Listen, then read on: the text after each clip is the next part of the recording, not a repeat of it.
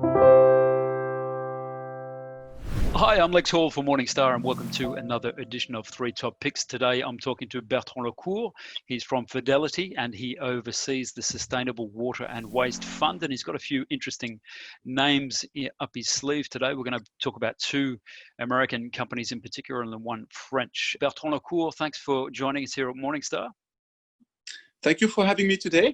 It's a pleasure. Now, the first name on your list is a big company called American Waterworks. Tell us about your interest in that company. Yes, American Waterworks, is the biggest listed US water company. It looks boring at the first instance, but in fact, you have a lot of great dynamics happening. So first, the US water market is very fragmented, and only 15% of the market is outsourced. And the state of the network in water is in very bad shape.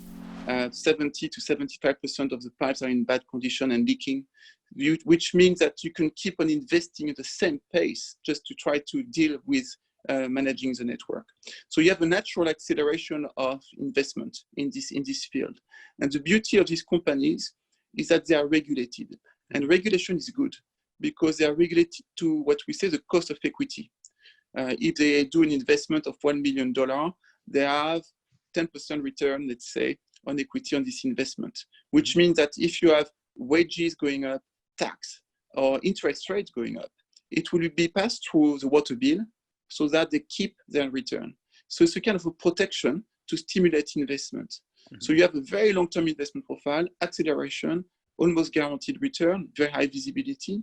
And on top of that, you have a new wave of acquisition. So we're talking about just a company that handles pipelines and basically transports water from one area to another. Is it as simple as that, or is it more involved? Yes, it's very simple. You have typically the drinking water, the wastewater.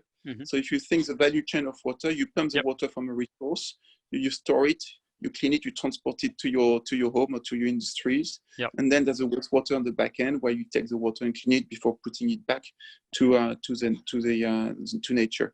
And looking at the last 6-7 years, I mean, some of this water, like this American Waterworks, was doing as well as a tech fund. So it's very, boring, very but safe. Story, but safe. I don't know, safe but visible. And perpetual. That was American Waterworks. The second name on your list today is simply called Waste Management. Again, not a flashy name, but no doubt a very good company. Exactly. Waste Management is the biggest waste company in the US. So it's also very simple, but I like simple stories. Sometimes they compound, they're beautiful. And I like to invest in company I understand. So waste management is typical business. You collect the waste, you sort it, you dispatch it. You can put some in the landfill, some in waste to energy, some in recycling activities. So you have the whole capacity to help society and cities to deal with the other side of consumption, which is waste. And these companies have been doing extremely well over the past few years. Why? Because I think there's firstly technology and optimization of routes. The way you dispatch your trucks, the way you put technology in your trucks, the way you make sure that you have a very optimal process.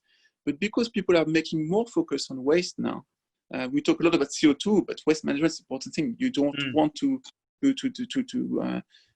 pollute the environment in which you live. Some of the services that they provide now, they can price for it.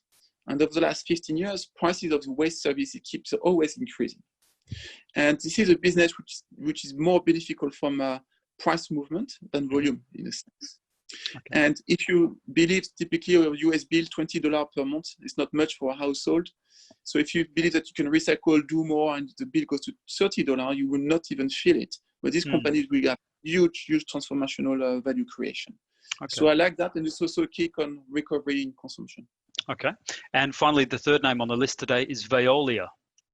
So Veolia, unlike American Waterworks or Waste Management, they have both activities, but it's mostly contracted activities. So you have more, maybe some volatility sometimes depending on the economic outlook. But Veolia, it's a legacy of the old Société Générale des Eaux, and they've been managing water for the last 150 years. There's a very big know-how in the French, like Suez, how to deal with water with great services. And they are involved in all the value chain of water and all the value chain of waste to municipal, to industrials.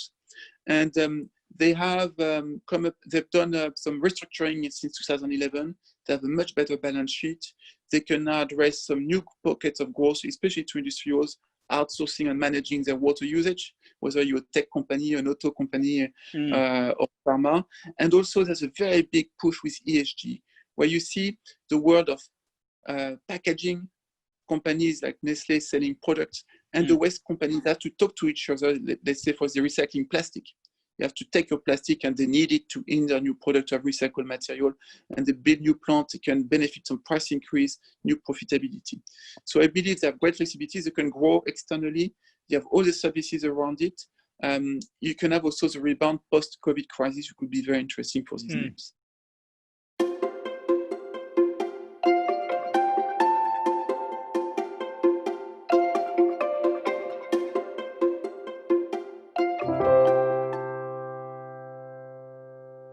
Any advice in this video is general advice prepared by Morningstar without reference to your financial objectives, situation, or needs. You should consider the advice in light of these matters and any relevant product disclosure statement before making any decision to invest.